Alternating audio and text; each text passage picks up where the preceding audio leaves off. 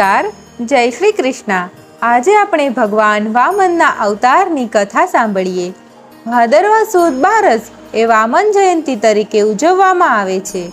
જ્યારે જ્યારે પૃથ્વી ઉપર ધર્મની હાનિ અને અધર્મની વૃદ્ધિ થાય છે, ત્યારે ત્યારે ભક્તોની રક્ષા કરવા માટે ભગવાન નારાયણ સ્વયં અવતાર ધારણ કરે છે। વામન અવતાર ભગવાન નારાયણનો 5મો અવતાર હતો, જેમાં પ્રભુએ વામન રૂપમાં દેવરાજ ઇન્દ્રની રક્ષા કરવા માટે પૃથ્વી ઉપર અવતાર લીધો હતો। આ અવતારની કથા એ રાજા બલિથી શરૂ થાય છે। બલિ એ વિરોચનનો પુત્ર હતો, જે મુશ્કેલીમાં હોય તેને મદદ કરી પોતાની તરફ ખેંચી લેવાનો, તેમજ જે લોકોમાં કાંઈ ગુણો હોય તેમને માન સન્માન આપી તેમની પ્રશંસા કરી પૂજા કરી તેમને પોતાના કરી લેવાની બલિ પાસે મોટામાં મોટી કળા હતી। રાજા બલિ એક મહાન દાનવીર, ધાર્મિક અને સાત્વિક શાસક હતા અને પ્રજા તેમને ખૂબ જ પ્રેમ કરતી હતી। છતાંય તે એક અભિમાની હતો। તેમનું રાજ્ય ખૂબ જ સમૃદ્ધ હતું। પિતામહ પ્રહલાદ અને ગુરુ શુક્રાચાર્યએ તેમને વેદોનું જ્ઞાન આપ્યું હતું, પણ તેણે લોકોમાં રહેલી ઈશ્વરનિષ્ઠા અને વેદનિષ્ઠાને શિથિલ કરી નાખી। આસુરી વૃત્તિઓના જળવાદીઓને રાજ્યમાં મહત્વના સ્થાનો આપ્યા ને સમુદ્ર મંથનમાં દેવતાઓએ અમૃત પીધું ત્યારે તેમણે બલિરાજાને મારી નાખ્યા હતા। બાદમાં શુક્રાચાર્યએ સંજીવની વિદ્યાથી બલિને પુનઃજીવિત કર્યા હતા। મહાબલીએ બ્રહ્માજીને પ્રસન્ન કરવા માટે કઠોર તપસ્યા કરી અને કહ્યું કે પ્રભુ, લોકો અસુરોથી બીતા જ હોય છે, પરંતુ હું સાબિત કરી આપવા માંગુ છું કે અસુરો પણ સારા હોય છે।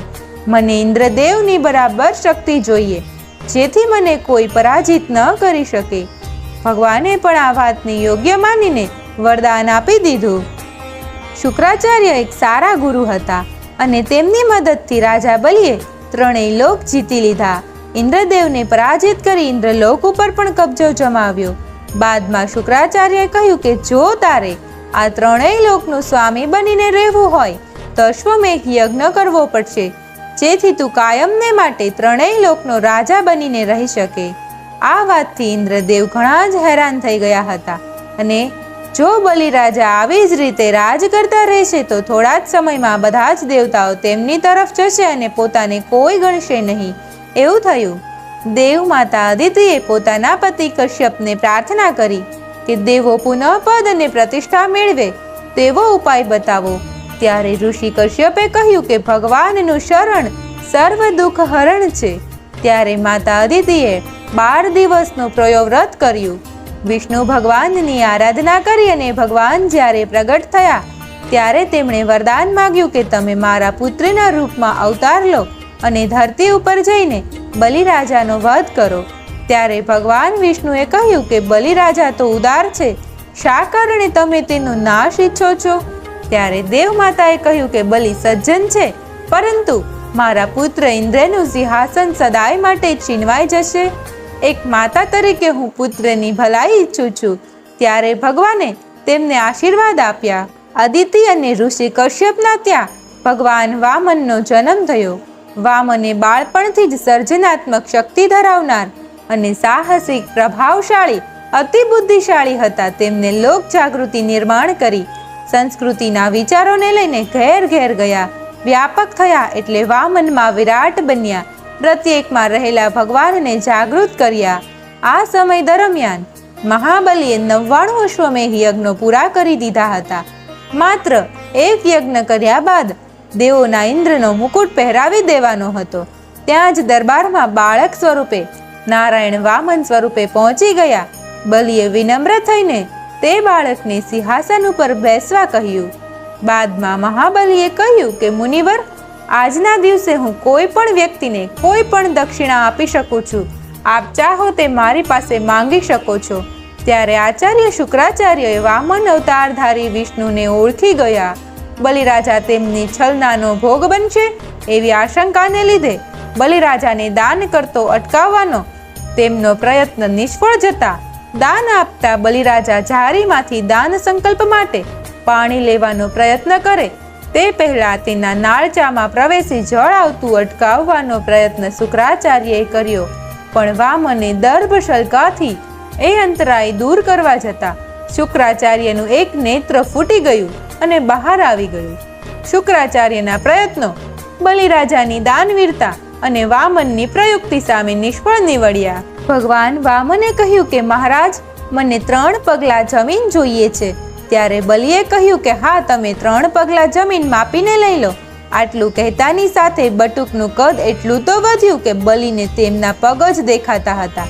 પહેલા પગલામાં તો સમગ્ર પૃથ્વી આવી ગઈ. બીજા પગલામાં આખું આકાશ માપી લીધું. મહાબલી આ જોઈને સ્તબ્ધ રહી ગયો. બટુકે કહ્યું, તમે મને 3 પગલા જમીન આપવાની કહી હતી. 2 પગલામાં તો આકાશ અને ધરતી મપાઈ ગઈ. હવે કહો, ત્રીજો પગ ક્યાં મૂકું? મહાબલીએ બાળકને કહ્યું, પ્રભુ, હું વચનભંગ કરનારા લોકોમાંથી નથી. તમે ત્રીજો પગ મારા માથા ઉપર મૂકો.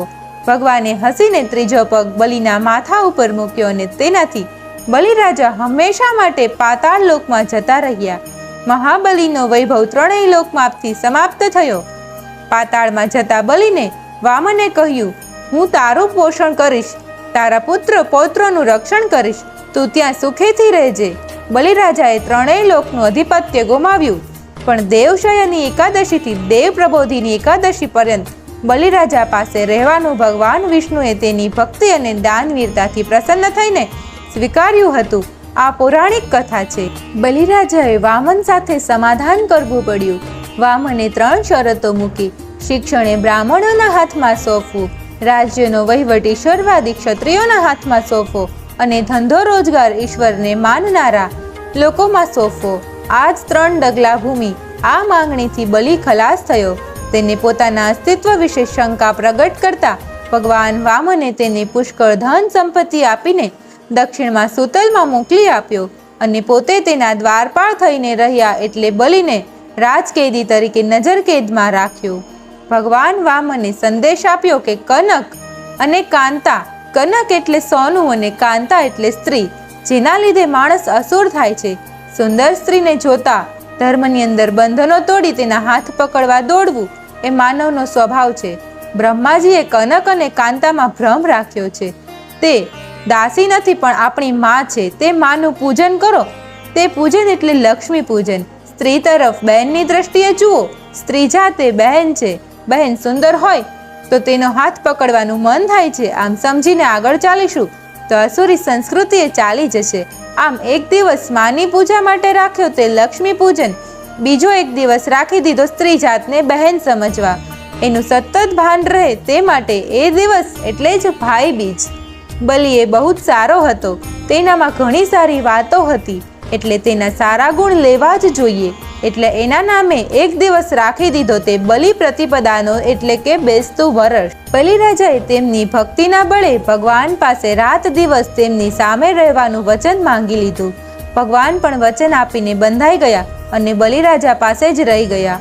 વિષ્ણુ ભગવાન પરત ના આવવા માતા લક્ષ્મી પરેશાન થઈ ગયા.